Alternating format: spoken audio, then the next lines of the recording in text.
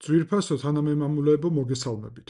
დღეს თქვენთან ერთად უნდა ვისაუბროთ მნიშვნელოვან საკითხზე, რომელიც მთელ სამხრეთ კავკასიის რეგიონს ეხება პრინციპში და ეს არის სომხეთის მიერ ატომური ელექტროსადგურის განახლება, ანუ ახლის მშენებლობა და არსებულის დახურვა. ვისაუბრებთ ახლა დეტალურად რაც გულისხმობ. პირველ რიგში გეტყვით, რომ აღნიშნული ატომური ელექტროსადგური ერთადერთი არის პრაქტიკულად რეგიონში. თურქეთში აკუიუს ატომური ელექტროსადგური შენდება, თუმცა ჯერ არ არის რეალურად დაწყებული მისი ექსპლუატაცია და ამის გათვალისწინებით პრინციპში ფართო რეგიონში, ჩვენს რეგიონში ერთადერთი ატომური სადგური, რომელიც მოქმედებს, ეს არის მეწამორის ატომური ელექტროსადგური, ან მას ასევე უწოდებენ სომხური ატომური ელექტროსადგური, რომელიც გამოიმუშავებს დაახლოებით სომხეთის ელექტროენერგიის 40%-ს და ამავდროულად ერთადერთი ენერგობლოკი მუშაობს მხოლოდ მეორე ამ მომენტისთვის. იმის გათვალისწინებით, რომ ახლა მოთხოვნა ელექტროენერგიაზე სომხეთში იზრდება, განსაკუთრებით იმის ფონზე, რომ იქ ხელოვნური ინტელექტის მნიშვნელოვანი დატა ცენტრი იქმნება ქალაქ რაზდანში, შეერთებული შტატების ინიციატივით და NVIDIA-ს უშუალო მონაწილეობით, სულ მცირე $500 მილიონი ინვესტიცია იგეგმება ხელოვნური ინტელექტების ჩიპებში. შესაძლოა $1.5 მილიარდამდეც კი გაიზარდოს, ამაზე არის ახლა საუბარი. ამის ფონზე თან მოქმედი ატომური ელექტროსადგური ისედაც დაძველებული არის 1980 წელს არის აშენებული და მისი გათვლა ზოგადად იყო 30 წლიანი, ანუ 2010 წელს უნდა დასრულებულიყო წესით, როდესაც აშენებდნენ მისი ექსპლუატაციის ვადა, არ დასრულდა და მაგის შემდეგ გახანგრძლივდა კიდევ რამდენიმეჯერ და ამ მომენტისთვის გახანგრძლივებული არის 2036 წლამდე, როდესაც უნდა ესე იგი დასრულდეს მისი ექსპლუატაცია. ამ მიზნით მისაღწევად სომხეთს სჭირდება ახალი ატომური ელექტროსადგურის მშენებლობა და 2025 წლის ბოლოს სომხეთის პრემიერ-მინისტრმა ნიკოლ ფაშინიანმა განაცხადა, რომ შერჩეული აქვთ სწორედ მოდულის ტიპის ატომური ელექტროსადგურის მშენებლობა, რომლის ძრავი, ასე ვთქვათ, აი ძირითადი მდგენელი იქნება სწორედ მოდულის ტიპის და არა კლასიკური ტიპის, რომელიც ახლა არის, ანუ რეაქტორი უნდა იყოს, ასეთი მოდულური რეაქტორი, SMR ქვია ინგლისურად ამ ტიპს რეაქტორების და რეალურად აგიხსნით, რა თქმა უნდა, რას გულისხმობს მოდულური ტიპის რეაქტორი, რით განსხვავდება კლასიკური საბჭოთა რეაქტორისგან, რომელიც ახლა სომხეთში არის, ვინ იყენებს ამ რეაქტორებს, რა განსხვავება და სომხეთი რატო ირჩევს ამ მიმართულებას. განსაკუთრებით ვისაუბრებთ ასევე იმაზე, შეერთებული შტატების როლი როგორი არის, ძალიან მნიშვნელოვანი საკითხია ეს. პირველ რიგში გთხოვთ, რომ აუცილებლად მოიწონოთ ეს ვიდეო დალაიქების მეშვეობით გვერდზე. ეს ძალიან მნიშვნელოვანია ჩვენი არხის შემდგომი განვითარებისთვის, ასევე დაწერეთ თქვენი მოსაზრებები კომენტარებში, გამოიწერეთ არხი, ჩართეთ შეტყობინებები და შეგიძლიათ გააზიაროთ ასევე ეს ვიდეო, ამით ეხმარებით არხის განვითარებას და შემდგომი ასეთი ანალიტიკური მასალის მომზადებას ჩემ მხრიდან. დიდი მადლობა, გადავედით უშუალოდ თემაზე. ამ მომენტისთვის სომხეთში მოქმედი ატომური ელექტროსადგურის კონკრეტული ნაირსახეობა არის VVR-440 საბჭოთა ტიპის, რომელიც გამოიმუშავებს დაახლოებით 375 მეგავატ-საათ ელექტროენერგიას. 80 წელს რომ აშენდა, 88 წელს ცნობილი სპიტაკის მიწისძვრის შემდეგ გააჩერეს და 7 წელი იყო გაჩერებული, მხოლოდ 1995 წელს განახლდა მისი ფუნქციონირება, რადგანაც კრიტიკულია მისი მნიშვნელობა, 30-40% არის სომხეთის ელექტროენერგიის აქედან და 2026 წელს პრინციპში უკვე იმ ვითარებაში იმყოფება, რომ მოდერნიზაცია კი არის ჩატარებული, თუმცა ამ მოდერნიზაციის მეშვეობით პირდაპირ ვთქვათ, მაინც ტექნოლოგიები რჩება საკმაოდ ძველი. მოდერნიზაცია გულისხმობდა მათ შორის უსაფრთხოების სისტემების განვითარებას, ავარიული, ესე იგი, გაცივების სპეციალური მექანიზმების ჩამოყალიბებას, გაგრილების ასეთი სისტემის ჩამოყალიბებას. მათ შორის განახლება მოხდა სხვადასხვა იქ მდგენელის, ანუ აი ამ სტრუქტურის, რის მეშვეობითაც მუშაობს ეს ატომური ელექტროსადგური და ამავდროულად ავტომატიზაცია მოხდა გარკვეული სისტემების, ანუ ასევე მოდერნიზაცია ერთი სიტყვით. ატომური ელექტროსადგური ზოგადად იმყოფება სეისმურად აქტიურ ზონაში, მთელი სამხრეთ კავკასია არის ასეთი და ჩვენთვის ეს რაიმე სიახლე არ არის და ამიტომ რეალურად მისი ფუნქციონირების ვადა ზოგადად შეზღუდულია აი ამ საფრთხეებიდან გამომდინარე. ამიტომ ერევნიდან 36 კილომეტრში მდებარე ქალაქ მეწამორში მდებარე ატომური ელექტროსადგური ზოგადად ითვლება, რომ შედარებით, ასე ვთქვათ, რთულ ზონაში იმყოფება, სპიტაკის მიწისძვრამ ეს დაადასტურა კიდევ ერთხელ და ამიტომ შეერთებული შტატებიც და ევროკავშირიც ზოგადად აღინიშნავენ, რომ სხვადასხვა დროს, რომ მნიშვნელოვანი არის აღნიშნული ელექტროსადგურის დახურვა, ატომური ელექტროსადგურის და მისი ჩანაცვლება. ამ მიზნებიდან გამომდინარე 2025 წელს ფაშინიანს უკვე აქვს გადაწყვეტილი და სომხეთის მთავრობას, რომ ახალი ატომური ელექტროსადგური უნდა ჩამოყალიბდეს და ახლახანს კონკრეტულად ინფრასტრუქტურის მინისტრმა დავით ხუდაგლიანმა განაცხადა, რომ ახლა მიმდინარეობს შერჩევა იმ ქვეყნის, რომელიც ააშენებს ახალ ატომურ ელექტროსადგურს. და რეალურად მოდულური ტიპის ატომური ელექტროსადგური არის არჩევანი, რადგანაც ნახეთ, რით განსხვავდება ეს. მაგალითად, ამ მომენტისთვის მთავარი ზოგადად შემოთავაზებები არის რუსული ტიპის VVR 1200 ან VVR 600 და ეს რაც ეხლა არის, გითხარით, რომ VVR 440 არის, ეს ციფრები, როგორც ხვდებით, სიმძლავრეს ნიშნავს რეალურად და როგორც ხვდებით, 440 დაახლოებით 400-ის ფარგლებში არის. როგორც ხვდებით, ასევე VVR 600 დაახლოებით 600 მეგავატ-საათის ფარგლებში არის, ხოლო 1200 მეგავატ-საათი, რომელიც ძალიან მძლავრი არის.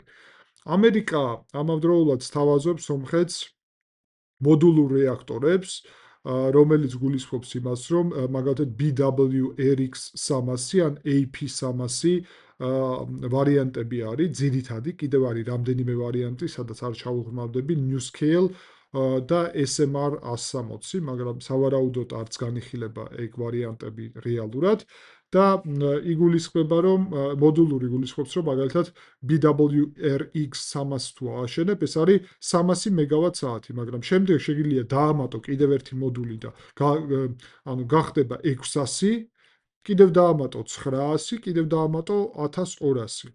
და ეს არის ძალიან ეფექტური და საინტერესო მოდელი იმისა, რომ ფუნქციონირება იყოს შემდეგი ტიპის. კერძოდ,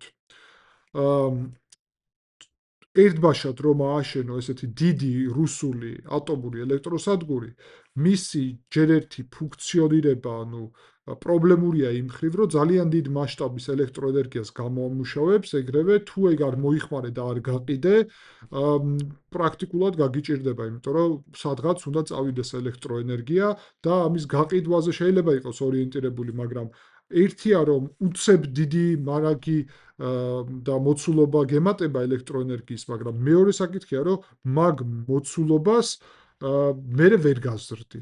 ცალკე ატომური ელექტროსადგური უნდა ააშენო.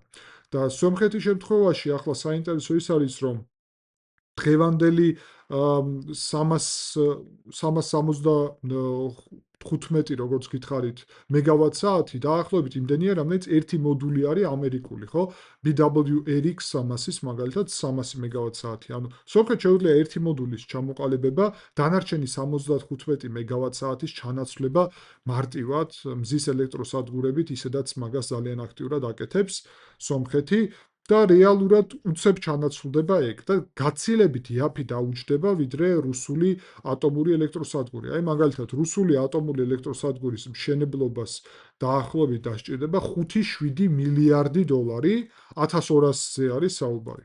იმ დროს, როდესაც რეალურად თუ ააშენებ, თან ძალიან დიდი პერიოდი ჭირდება აი ამ რუსული ატომური ელექტროსადგურის მშენებლობას და კი არის იქ ახალი ტექნოლოგიები, რომელიც გარკვეულწილად ხელს უწყობს იმას, რომ აა იყოს შეზღუდვები, თუ რაიმე ავარია მოხდება, ანუ ახალი ჩერნობილისგან განსხვავებით რუსებს აქვთ ტექნოლოგიები და გაციების მექანიზმები აქვთ, თუმცა ძირითადად ეს გაციების მექანიზმი არის გაგრილების, უпростоრად, გაგრილების მექანიზმი არის ძირითადად ადამიანის ჩარევის შედეგად და ეგ არის ერთი პრობლემური საკითხი, იმიტომ რომ იქ შეიძლება ავარიის მაჩვენებელი იყოს გაცილებით უფრო მაღალი, ხოლო რაც შეეხება კონკრეტულად ამერიკულ ვარიანტს BWRX-300-ის ან AP300 Westinghouse-ის ვარიანტს მაგალითად, იქ გაგრილება ხდება ფიზიკის კანონების დახმარებით და არა ადამიანის ჩარევით, რაც ძალიან უსაფრთხო ვარიანტია. თან მშენებლობას თუ დავაკვირდებით, მაგალითად 24-36 თვე ჭირდება მშენებლობისთვის კონკრეტულად მოდულური ტიპის ატომური ელექტროსადგურის, ხოლო რუსული აი ამ VVR 1200-ის მშენებლობას ჭირდება დაახლოებით 54 თვე სამშენებლოდ და გაცილებით ძვირი ჯდება, როგორც გითხარით. 5-7 მილიარდი, ხოლო ამერიკული აი ამ ერთი მოდულის მშენებლობა, რომელიც დღევანდელს დაფარავს, ჯერ ერთი 2-3 წელიწადში არის შესაძლებელი და დაჯდება დაახლოებით მისი ღირებულება იქნება მილიარდ ნახევარი დოლარი. შესაბამისად, სომხეთი სხვა ვარიანტები კიდევ არის ნამდვილად, ეს არის ჩინური ვარიანტი ACP-100 ეს არის რეალურად ძალიან სუსტი 125 მეგავატიანი ასეთი შესაძლებლობა, რომელიც ეხლა შენდება და ეს გეოპოლიტიკურად სომხეთს არ აწყობს. გარდა ამისა, სამხრეთ კორეის არსებობს ვარიანტი, რომელიც ცუდი არ არის. რეალურად არის დაახლოებით 330 მეგავატ-საათი თერმული, ხოლო 100-110 მეგავატ-საათი ელექტროენერგიის გამომუშავება და რეალურად უნდა ვთქვათ, რომ ესეც საინტერესო მოდელია, თუმცა სომხეთს გაუჭირდება ჩემი წარმოდგენით სამხრეთ კორეაზეც არჩევანის გაკეთება და რეალური შესაძლებლობა რჩება ორი, ეს არის ან რუსეთი, ან შეერთებული შტატები. და გეტყვით წისწრებით, რომ ახლა როდესაც ზეგი გეგმება შეერთებული შტატების ვიცე-პრეზიდენტის JD Vance-ის ვიზიტი სომხეთში, ამის ფარგლებში დაგეგმილია შეთანხმების დადება, კონკრეტულად ხელმოწერა, რომელიც გულისხმობს ბირთვულ სფეროში თანამშრომლობას და დიდი ალბათობით გავიგებთ, რომ სომხეთს აქვს გადაწყვეტილება მიღებული და შეერთებულ შტატებთან ერთად ააშენებენ ასეთ ახალ მოდულური ტიპის ელექტროსადგურს, ატომურ ელექტროსადგურს. რა არის პოზიტიური ამაში? პირველ რიგში ის, რომ მალე შენდება 2-3 წელი და რეალურად საკმაოდ რეალისტურია მშენებლობის დაწყება 2030 წლისთვის მაგალითად, რაც იმას ნიშნავს, რომ გაცილებით უფრო ადრე, ვიდრე 2036 წელია, შეგიძლია უკვე მზად გქონდეს ეს ატომური ელექტროსადგური 2032-13 წლისთვის უკვე მზად შეიძლება იყოს და რამდენიმე წლით ადრე იმედია შეჩერდება მეწამორის ატომური ელექტროსადგურის ფუნქციონირება, საჭიროება ამის აღარ იქნება. მოდულური ტიპის უზრუნველყოფს იმას, რომ მხოლოდ ჩანაცვლება მოხდება და უცებ ცვლილებები არ მოხდება ენერგეტიკულ სისტემაში სომხეთის, რაც პოზიტიური არის იმ მხრივ, რომ გარკვეულად სტაბილურობა იქნება შენარჩუნებული, არ ზედმეტი წარმოებაც არ ჭირდება სომხეთს, რატომ? იმიტომ კი რომ ცუდია ზედმეტი წარმოება, კარგია, მაგრამ ფასს გააჩნია ეს ხომ კონკრეტული საფასურის სანაცვლოდ არის. 5-7 მილიარდი რუსეთის შემთხვევაში იქნებოდა პრაქტიკულად წარმოუდგენელი ამბავი, იმიტომ რომ ერთი მხრივ სომხეთმა ეს თანხები ნაწილი უნდა გადაიხადოს, რაც გაუჭირდებოდა ბიუჯეტზე ზეწოლა იქნებოდა ტვირთი. მეორე ვალი უნდა იყოს რუსეთისგან ვალის აღება, რაც ნიშნავს სომხეთმა ყველაზე კარგად იცის წარსულიდან და მესამე ამხელა მოცულობა არ ჭირდება და მეოთხე ამხელა მოცულობას მერე ვეღარ გაზრდიდა. ამერიკელებთან შედარებით, პრინციპში მარტივად მიიღებს სომხეთი ძალიან იაფ კრედიტს ამის ასაშენებლად გრძელვადიანს, იმიტომ რომ ეხლა ტრიპის პროექტი მას ისედაც აკავშირებს აქტიურად ამერიკასთან. ტრიპისთვისაც იქნება საჭირო ეს ელექტროენერგია ზოგადად. პირველი მოდული იაფიჯდება მილიარდ ნახევარი.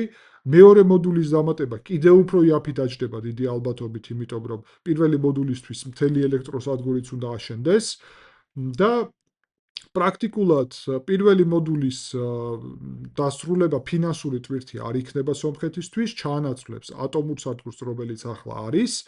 ამის შემდეგ შესაძლებელი იქნება გაცილებით უფრო მალე ვადებში, 2 წელი შეიძლება არც დაჭირდეს, ან მაქსიმუმ 2 წელი დაჭირდეს მეორე მოდულის დამატებას, რომელიც გაზრდის შესაძლებლობებს ორჯერ დაახლოებით, მისცემს საშუალებას ელექტროენერგიის ექსპორტის, მისცემს ასევე სომხეთს საშუალებას აი ამ ხელოვნური ინტელექტის დატა ცენტრის მომსახურეობის, ისევე როგორც ტრიპის მომსახურეობის ელექტროენერგიით შესაბამისად და ზოგადად ეკონომიკა სომხეთში აქტიურად ვითარდება და ამის მიმართულებით იქნება კარგი შესაძლებლობა და საკმაოდ იაფიც. ამიტომ სომხეთს აქვს ეს გადაწყვეტილება მიღებული და როგორც ჩანს ძალიან მალე ცნობილი გახდება აი ამ კონკრეტულად გადაწყვეტილებაზე შეთანხმება მოხდება ხელმოწერა ისედაც ვენსის ვიზიტის ფარგლებში ბირთვული მიმართულებით თანამშრომლობის. როგორც ხვდებით, რუსეთი ძალიან უკმაყოფილო არის ამ ფაქტით, ესმის რომ ეს მათ შორის ნიშნავს სომხეთის გარკვეულწილად დამოუკიდებლობის ხარისხის მნიშვნელოვნად ზრდას რუსეთისგან. გეტყვით, რომ თავის დროზე 2020 ესე იგი 5 წლის 24 წლის უკაცრავად 24 წლის აპრილში იყო დადებული მნიშვნელოვანი შეთანხმება სომხეთს ევროკავშირსა და შეერთებულ შტატებს შორის, რომელიც გულისხმობდა მათ შორის ბირთვული საწვავის მომარაგებას საჭიროების შემთხვევაში საქართველოს გავლით, როგორც ევროკავშირის კანდიდატი ქვეყნის გავლით, რადგანაც ეჭვი არსებობდა, რომ შეიძლება რუსეთმა შეწყვიტოს არსებული ელექტროსადგურის ატომური საწვავით მიწოდება. საწვავის თემა ძალიან აქტუალურია, რადგანაც საწვავის მიმწოდებელი არის მნიშვნელოვანი წყარო შენი დამოკიდებულების და რუსეთს შეუძლია ამის შეწყვეტით სომხეთს დივერსია მოუწყოს იქედან გამომდინარე, რომ 40% ელექტროენერგიის ატომურ სადგურზე მოდის, რუსეთზე არის დამოკიდებული და კიდევ მნიშვნელოვანი ნაწილი ეკონომიკის 30% ელექტროენერგიის კონკრეტულად გამომუშავების მოდის თბოელექტროსადგურებზე, გაზზე, რომელიც ასევე რუსეთზე არის დამოკიდებული.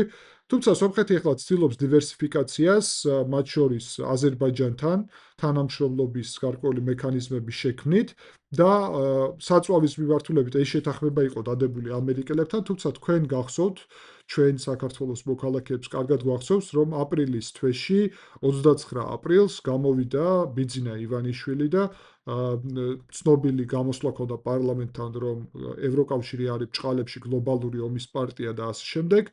ამის შემდეგ არჩევნების შემდეგ იცით, რომ შეჩერდა ევროკავშირში გაწევრიანების პროცესი და სომხეთის დივერსიფიკაცია ესე იგი აი ამ წყაროების როგორც ეკონომიკური, ასევე ენერგეტიკული და მიწოდების საკითხი და ასე შემდეგ დარჩა ესე ჰაერში პრაქტიკულად და სომხეთი დარჩა დამოკიდებული რუსეთზე ამ კონკრეტული ნაბიჯის შედეგად, რომელიც საქართველოს ხელისუფლებამ გადადგა იმისთვის, რომ შეცვალოს საქართველოს საგარეო პოლიტიკური მიმართულება. სომხეთს ჰქონდა იმედი, რომ საქართველოსთან ერთად ევროინტეგრაციას გზაზე დაადგება, საქართველოს ამ გზას გადაუხია, სომხეთის იმედები აღმოჩნდა ფუჭი.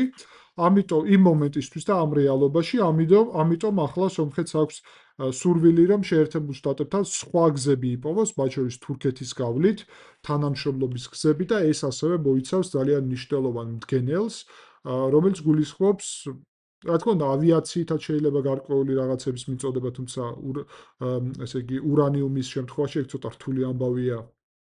თურქეთის გავლით შეიძლება ამის გაკეთება და ზოგადად ახალი ატომური ელექტროსადგური რაც უფრო მალე აშენდება, მით უფრო იმას უკვე პრობლემები ნაკლებად ექნება, იმიტომ რომ მოდულური ტიპის ელექტროსადგურის გაჩერება ზოგადად, როგორც გითხარით, ფიზიკის კანონებით ხდება და ანუ მარტივად ჩერდება მოკლედ ეს ატომური ელექტროსადგური და მისი საწვავი არის გაცილებით უფრო სტაბილური და უსაფრთხო, რომლის გადატანა არ იქნება პრობლემა, მათ შორის დიდი ალბათობით ავიაციითაც, რაც შეერთებულ შტატებს კიდევ უფრო უზრდის და სომხეთს თანამშრომლობის პოტენციალს და სომხეთს უზრდის დამოუკიდებლობას რუსეთისგან და აი ჭეშმარიტი სუვერენიტეტი რომ გვაინტერესებს რა არის, ეს არის, როდესაც დამოუკიდებული არ ხარ რუსეთზე, იმიტომ რომ ამ რეგიონში მთავარი პრობლემა სუვერენიტეტის არის რუსეთი პირველ რიგში.